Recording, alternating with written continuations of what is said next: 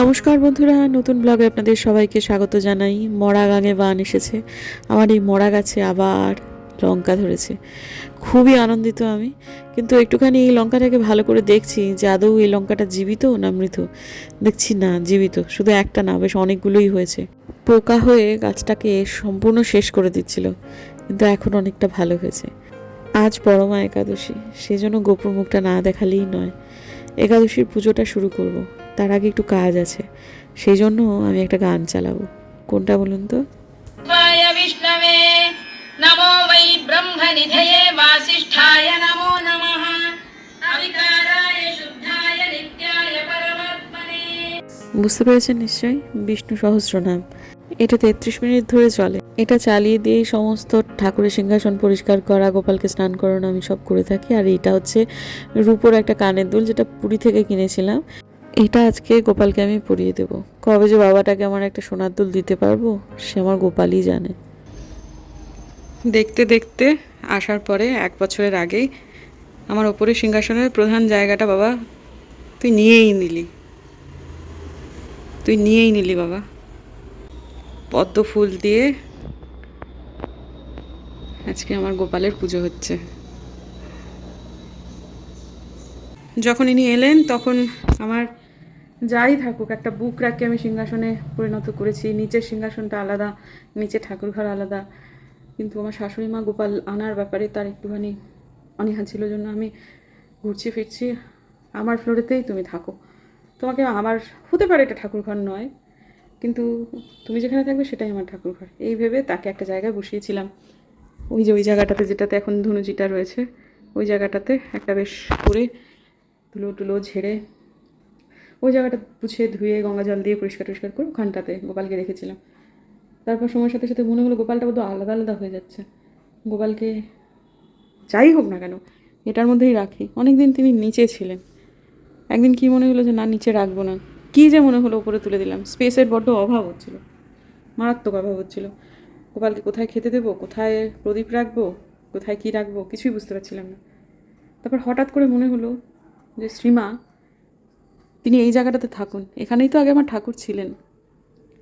তারপর কেমন ঠিক মাঝখানটাতে, অর্থাৎ আমার এই সিংহাসনে দাঁড়ালে তার ছবিটাই আগে আসবে। 1 বছরের মধ্যেই তিনি একেবারে যেখানে আমার মনের মধ্যে তিনি আছেন, সিংহাসনেও তিনি ঠিক সেই জায়গাটাই নিয়ে নিলেন। কাউকে না কোনো বোঝানোর দায় নেই আমার, যে আমার এই গোপালটা জীবন্ত গোপাল। আপনারা অনেকে কনফিউজ হচ্ছেন তো, যে আমার শাশুড়ি মা তো পরলোকগত হওয়ার পর আমি গোপালকে নিয়ে এসেছি, অথচ কেন বলছি যে মা গোপালকে আনার ব্যাপারে বারণ করেছিলেন। আমার বাপের বাড়িতে তো একটু মানে মায়ের দিকটা আর কি গৌরীয় ভাব ধরার, তো আমার মায়ের অনেকগুলো গোপাল। আমি একবার গোপাল আনতে চেয়েছিলাম, তখন আমার শাশুড়ি মা একদম শক্ত, তার আন্ডারে সংসার। প্রথমে তো আমি হনুমানজিকে আনতে চেয়েছিলাম, তিনি প্রথমে একদম স্ট্রেট বলে দিয়েছিলেন না।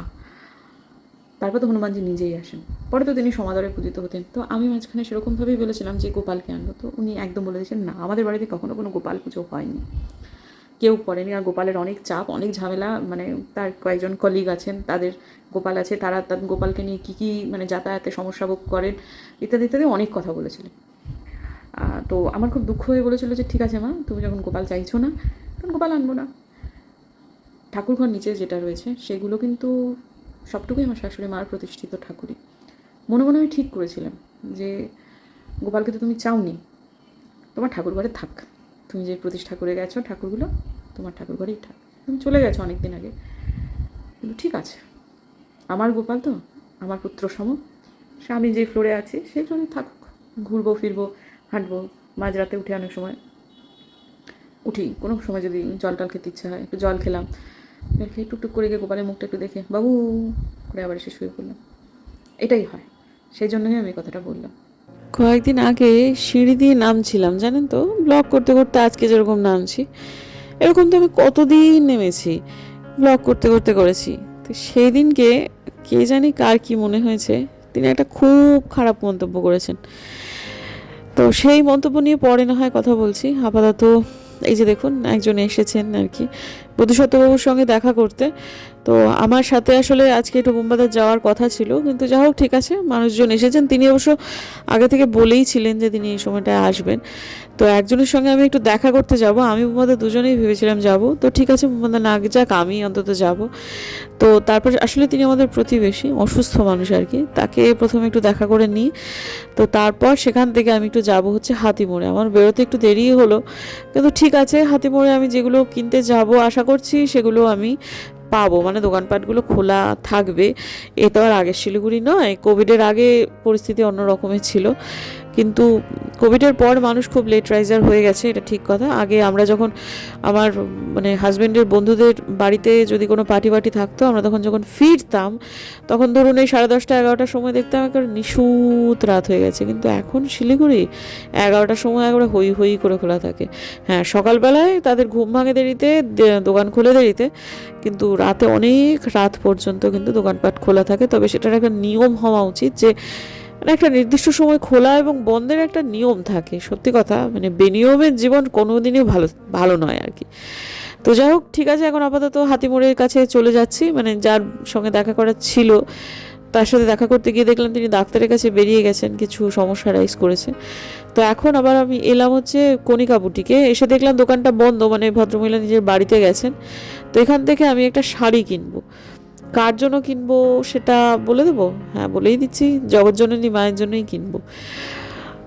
কিন্তু তিনি কোথায় থাকেন, এই জগৎজননী মা কোথায় থাকেন সেটা আপনারা সময়ের সঙ্গে সঙ্গে জানতে পারবেন। তো দেখলাম শাড়িগুলো এখানে ভালোই পাওয়া যায়, সত্যি সত্যি ভালো পাওয়া যায়। মানে মাকে একটা পিওর সিল্ক দিয়েছি, খুব ভালো ছিল কোয়ালিটি। তো একদম হাতিমোড়ের ওপরই কণিকা বুটিক, তো সেখানেই এলাম। তো অন্য দোকানগুলোর থেকে আমার এই দোকানটাতেই মায়ের শাড়ি দেওয়ার জন্য একটু বেশি মনে হলো যে না, এখানেই দিই। তো অনেকগুলো শাড়ি দেখার পর এই শাড়িটা আমার বড় পছন্দ হলো। লাল হলুদ তো মা পরেই থাকেন, মাকে আমার এই শাড়িটা পরলে খুব ভালো লাগবে। তো সবুজ রঙের শাড়ি দেখার পর এই আর একটা দেখলাম, কিন্তু চোখে আমার লেগে গেছে হচ্ছে তলার যে এখন নিচের যে সবুজটা, সেটা। এই শাড়িটাও ভালো ছিল, কিন্তু আমার মনে হচ্ছে আমার সবুজটাই বোধহয় নেওয়া হবে। তো তারপর ওখান থেকে নিয়ে নেওয়া হলো। তারপর যাচ্ছি হচ্ছে পাশে একটা দশকর্মার দোকানে। সেখানে আমি তো প্রত্যেক দিন ওপরে ঠাকুরকে মোমবাতি জ্বালাই, আমি তো প্রদীপ প্রত্যেক দিন দিই না। সব মোমটা যেমন শেষ হয়ে গেছে, তেমন আমার জগৎজননী মায়ের একটু শাঁখাপালা কিনলাম, একটা নোয়া কিনলাম, একটু সিঁদুর নিলাম, এই তো। তারপর সেখান থেকে টুকটুক করে হাঁটতে হাঁটতে যাচ্ছি হচ্ছে বাড়ির উদ্দেশ্যে। সর্বসাকুল্যে বাড়ি থেকে বেরিয়েছিলাম যখন, আর বাড়িতে ফিরলাম মোটামুটি ঘন্টাখানেকের ব্যবধান। যার বাড়িতে গিয়েছিলাম তার বাড়িতে অনেকটা সময়ই ছিলাম, যদিও তিনি বেরিয়ে গেছেন ডাক্তারের কাছে, কিন্তু তার বাড়ির লোকজন ছিল, তারা কিছুতেই আসতে দিতে চাইছিল না। বলছে এক্ষুনি বসো, উনি চলে আসবেন। তো যাই হোক ঠিক আছে, অতক্ষণ আর বসা যেত না, তাহলে আমার দোকানপাটগুলো বন্ধ হয়ে যেত, আর একদিন আসবো আপাতত। তো ঠিক আছে, এসে পরে এখন বিছানা চাদর টাদরগুলো তুলে দিচ্ছি। এই চাদরটা আজকে রাত্রেবেলায় কেচে দেবো।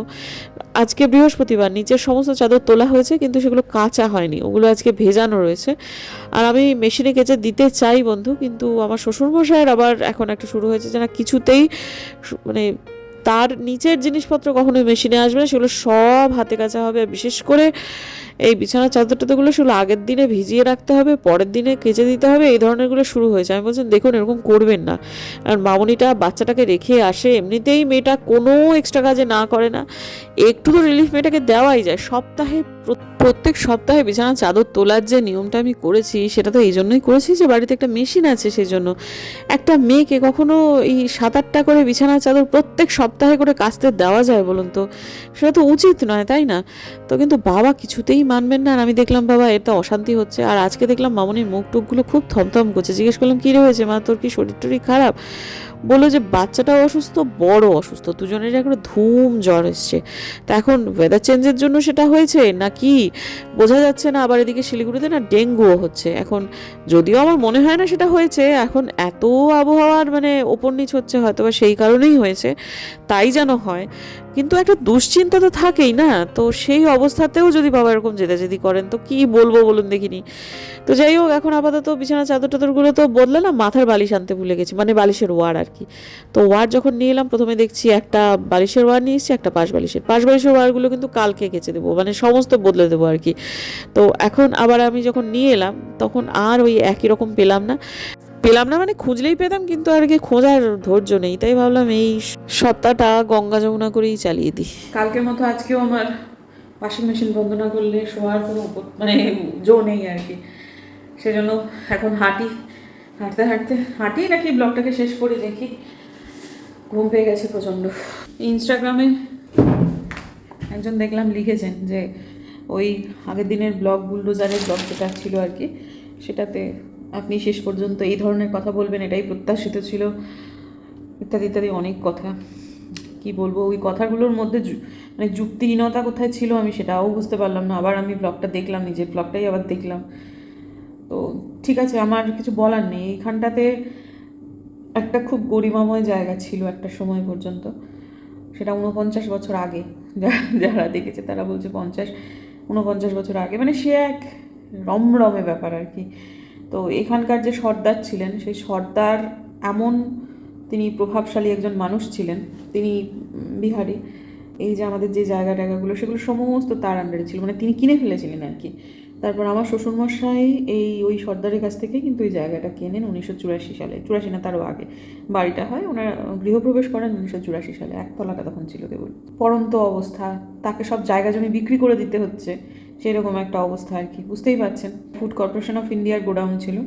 তিনি কিছু চুরিও করতেন, প্লাস তার কাজও ছিল প্রচণ্ড, এবং তিনি বেতনটাও ভালো করে পেতেন, যার ফলে তিনি মানে ফুলে ফেঁপে উঠেছিলেন আর কি। হ্যাঁ, এবং যারা এই জায়গাটা দেখেছে তারা জানে যে এই জায়গাটার একটা আলাদা রকমের গরিমা ছিল। হ্যাঁ, হতে পারে যে বসতিপূর্ণ অঞ্চল, এ সমস্ত কিছু ছিল না, জায়গাটাতে কাজ হতো প্রচুর। যদি আবার ফেরত আনতে চায় এখনকার সরকার, কারণ এতখানা জায়গা, এত বড় বড় সুউচ্চ সমস্ত গোডাউন, তাতে করে আমি জেনেই বলছি এটা, এখন স্টাফ 100 বোধহয় নয়। হ্যাঁ, আর যদি এটাকে পুরোদমে কাজে লাগানো শুরু হয়, যেটা নাকি হতে পারে সম্ভাবনা প্রবল, তাহলে শুনলাম যে স্টাফ মানে কর্মসংস্থান বাড়বে। এখনও 100 নয়, তখন হবে কম পক্ষে 350 থেকে 400। তো এত মানুষের কর্মসংস্থান তো হবে, এটা তো দেখতে হবে। কিন্তু এটাকে যদি চালু করতে হয় তাহলে রেল লাইনের যোগাযোগটা এটার সাথে করতেই হবে। তখন রেল যা ডিসিশন নেবে, ফুড কর্পোরেশন অফ ইন্ডিয়া যা ডিসিশন নেবে, সেটাই বহাল থাকবে। এই জায়গাগুলো অনেক বেশি উন্নত হবে। তখন সেটা ছিল না, সে আজ জনসংখ্যা কম ছিল, এত কর্মসংস্থানের সম্ভাবনাকেই বা আমরা কেমন করে উড়িয়ে দেবো, তাই না? আমি না খুব একটা জটিলভাবে চিন্তা করতে পারি না। আমি খুব স্ট্রেট কথা বলি, সহজ কথা বলি, সহজভাবে বলি এবং সোজাভাবেই চিন্তা করি। এবং আমার আশপাশে না খুব জটিল মানুষরা থাকলে আমার নিঃশ্বাসটা বন্ধ হয়ে যায়। আমার হয় সেখান থেকে পালিয়ে যেতে ইচ্ছা করে, তা নইলে মনে হয় যে থাকার থেকে বাবা মানে মরে যাওয়া ভালো। হ্যাঁ, একটা কমেন্ট এসেছিল 2-3 দিন আগের ব্লগে, আমি যেখানে সিঁড়ি দিয়ে নামছিলাম, নেমে কোথাও একটা যাবো, যে এখানটায় আমি নেমে খুব সহজভাবেই ব্লগ করে থাকি সাধারণত। একটা জাস্ট হাঁটছি, চলছি, ফিরছি, এখান দিয়ে যেমন হাঁটছি ব্লগ করছি, সিঁড়ি দিয়ে নামছি, হাঁটছি, ব্লগ করছি, ব্যাস এটাই। তাতে তার মন্তব্য ছিল যে আপনার বাড়িটা দোতলা, আপনি সেটা বারবার করে শো অফ করতে চান, যেমন আপনি সিঁড়ি দিয়ে বারবার করে ব্লগ করেন। হাসি পেয়েছিল প্রথমে, তারপর অনেক কথা মনে পড়লো আমার। একটা ঘটনাই মনে পড়লো মূলত। সেটা হচ্ছে, আমি যখন পোস্ট গ্র্যাজুয়েশন পড়ি তখন আমাদের সাথে আরও কয়েকজন পড়তো, তাদের মধ্যে খুব ক্লোজ বন্ধু ছিলেন 2জন। তাদের মধ্যে একজনের বিয়ে হয়েছে এবং তার শ্বশুরবাড়িটি মোটামুটি সম্পন্ন। দ্বিতীয় জনেরও বিয়ে হয়েছে, মানে যারা খুব ক্লোজ বন্ধু তাদের মধ্যে মানে 2জনেরই বিয়ে হয়ে গেছে, মানে তারা গ্র্যাজুয়েশন থাকতে থাকতে বিয়ে হয়ে গেছিলো। একজন আর একজনকে নাকি পরপর 2 দিন বলেছে যে সিঁড়ি দিয়ে নামতে গিয়ে সে পড়ে গেছে। আচ্ছা, এই সিঁড়ি, এটাই হচ্ছে ঘটনা। তো একদিন আমাদেরও দেখিয়েছে যে নামতে গিয়ে ওই রেলিংয়ে ধাক্কা লেগেছে, লোহার রেলিং, হাতটা একটু ব্যথা পেয়েছে, লাল হয়ে গেছে। সেটা আমাদের দেখিয়েছে তাড়াহুড়ো করে। ও হরিহর আত্মা বন্ধুটি, সে আমাদেরকে আলাদা করে বলছে ও আসলে শোনায় যে ওদের 2তলা বাড়ি আছে। আমি সেদিন বাকিটা কি মনে করেছিল জানি না, মানে আমরা হয়ে গেছি যে মানুষ এত জটিল হতে পারে। আমরাও তো দেখলাম, আমরাও তো শুনলাম যে ও পড়ে গেছে, কিছুই না, কিন্তু আমরা ছিলাম সেখানে সবাই, অন্তত আমি তো ছিলাম। ও 1 ফোঁটা শো অফ করেনি, 1 ফোঁটা এটা বোঝাতে চায়নি যে আমার শ্বশুরবাড়ির 2তলা বাড়ি আছে। পরিষ্কার বোঝা যাচ্ছিল, খুব স্বাভাবিক কথা, স্বাভাবিকভাবে বলেছে যে আমি নামতে গিয়ে পড়ে গেছি। এটাতে মানুষের এত জটিলতা, মানে তার আর কি। আমি তখন মনে মনে ভাবছিলাম যে ঈশ্বর, এই বন্ধু কিনা হরিহর আত্মা বন্ধু আর ভান করে, মানে ভেতরে ভেতরে হিংসে দিয়ে ভর্তি, মানে হিস করছে হিংসে, অথচ ভাব করছে যে আমি তোর কত প্রিয় বন্ধু।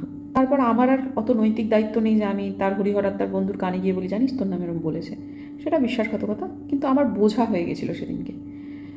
এমনিতে আমি যে বিশাল কিছু বুদ্ধিমতী ছিলাম সেই সময়টা তেমনটা না। আমি আজকে ডেটে দাঁড়িয়ে বুঝতে পারি আমি বড় ছেলে মানুষ ছিলাম। ধরনের মানুষজন না মানে খুব ডেঞ্জারাস হয় হচ্ছে নতুন বউ এসেছে সেই বাড়িতে গিয়ে যদি দেখে এইরকম শ্বশুর বাড়ি, এইরকম ননদ, এইরকম শাশুড়ি, এইরকম যা, বা এদের পরিবেশটাই এরকম কমপ্লেক্স, সিম্পল একটা মেয়ের পক্ষে খুব কঠিন হয় সেখানে সার্ভাইভ করা, খুব মুশকিল হয়।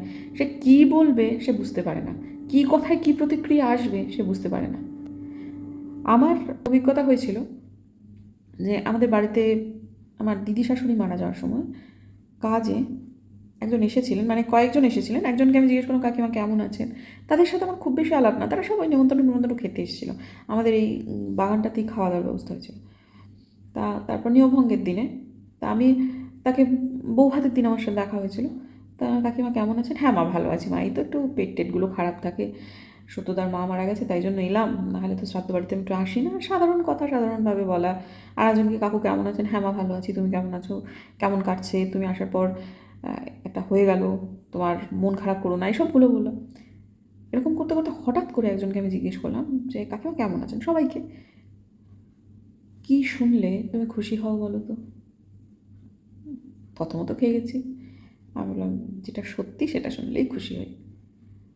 সত্য কি সহজভাবে নিতে পারবে? আরে হ্যাঁ পারবো। আমি খুব একটা ভালো নেই। আর বাচ্চা কী হয়েছে সেটা তো তোমাকে আমি বলতে বাধ্য নই। বললাম আচ্ছা ঠিক আছে চলে যাচ্ছি। সত্য না লোকে নিতে পারে না। তখন আমার না মুখ দিয়ে বেরিয়ে যাচ্ছিল, আপনি কি মানসিক রোগী? সোজা কথা সোজাভাবে বলতে পারেন না। তারপর শাশুড়িমা বললেন যে ইনি চিরকালই এরকম, চিরকাল। তারপর আমাদের বাড়িতে শ্বশুরমশাইয়ের কাছে ঠিকুজি নিয়ে অনেকবার এসেছেন, মুখও দর্শন আর করিনি, সত্যি কথা। কারণ এ ধরনের মানুষের সাথে আমি একদম থাকতে পারি না। এই যে মানুষটি আমাকে কমেন্ট করেছেন যে আমি সিঁড়ি দিয়ে নামছি মানে আমি দোতলা বাড়ি এটা দেখাচ্ছি, মানে কিসের হীনমন্যতা? নাকি মানুষকে আঘাত করে মানুষকে একটু খোঁচা মেরে কথা বলে আপনাদের ভালো লাগে? কমেন্টটা আমি মুছে দিয়েছি, কারণ এরকম মানে বিচ্ছিরি কমেন্ট, অশ্লীল কমেন্ট, এত নোংরা মন মানসিকতার কমেন্ট আমার ভালো লাগে না নিজের ইয়েতে রাখতে। একটা খুব সুন্দর ভালো একটা আমার বন্ধুদের বৃত্ত রয়েছে আমার ইউটিউব চ্যানেল, তারা ভালো মানুষ, সিম্পল কথা সিম্পলভাবেই হয়তো বা বোঝেন, সেই জন্যই তারা এতদিন আমার সঙ্গে জুড়ে আছে। সেখানে না এইরকম কয়েকটা বেনো জলেকে ছেঁকে ফেলে দেওয়াই ভালো। জীবনে আর কিছু হোক না হোক শো অফটা আমার নেই, এটা খুব গর্ব করেই বলতে পারি, কারণ আমার শো অফ করার কিছুই নেই। কী শো অফ করবো? এই যে এতগুলো বই, এই শো অফ করবো? সেটা যদি শো অফ বলেন হ্যাঁ করছি, যান গাছপালা লাগাই, পদ্ম ফুল ফোটাই, এটা আমার কাছে শো অফ হতে পারে। কিন্তু এই বাড়ি, এই ঘর, এই গোপালকে সেবা করছি, যেদিন একদিন ফুরুস করে মরে যাব, কোথায় কি পড়ে থাকবে তার কোনো ঠিক নেই। এই যে বাবা চলে গেল, শাশুড়ি মা চলে গেল, কি নিয়ে গেল সাথে করে? আর 2 নম্বর কথা, এই বাড়িটা, আমাদের দিনহাটার বাড়িটা, এটাতে এইগুলো তৈরি করাতে আমার কি কন্ট্রিবিউশন আছে? এগুলো আমার দমে আমি তৈরি করেছি? শ্বশুর শাশুড়ি মিলে এই বাড়িতে তৈরি করেছেন, বাবা মা মিলে ওই বাড়ি তৈরি করেছেন। একটা ফ্ল্যাট হয়তো হয়েছে আমাদের, ওটা সেটা ওইটুকু একটা ফ্ল্যাট, ওটা শো করবো। হয়তো বা সবার ভালো লাগবে না আমার এই কথাগুলো, বা হয়তো বা আমি একটু টোনটা আলাদা আমার একটু মনে হচ্ছে আপনাদের, খুব বিরক্ত হই বন্ধুরা। এই ধরনের মানুষের সাথে থাকলে আমার গাটা ডিরি করে। থাকিনি তেমন তো না, থেকেছি, সেই জন্য সেই অনুভূতিগুলো ফেরত আসছে, একেবারে গা ঘিন ঘিন করা একটা অনুভূতি। যারা মানুষকে সহজভাবে মিশতে পারে না, সহজ কথা সহজভাবে নিতে পারে না, সোজা বললে তারা বাঁকা বুঝবে, সব সময় মনটা বক্রগতিতে চলবে তাদের, সবসময় সাপের মতো কিলবিল কিলবিল কিলবিল করবে, জীবনে এরা নিজে সুখী হয় না, কখনো কাউকে সুখী দেখতেও পারে না। এই ধরনের মন্তব্যগুলো হয়তো আমি করে ফেললাম, যাদের খারাপ লাগছে আমাকে ক্ষমা করে দেবেন বন্ধুরা। চলুন আজকে দিনের জন্য বিদায় নেব। যদি আমার ভিডিও ভালো লাগে সাবস্ক্রাইব করবেন, পাশে নোটিফিকেশন বেলটি অন করবেন, যাতে ভিডিও দিলেই নোটিফিকেশন চলে যায় আপনার কাছে। দেখা হচ্ছে আগামীকাল।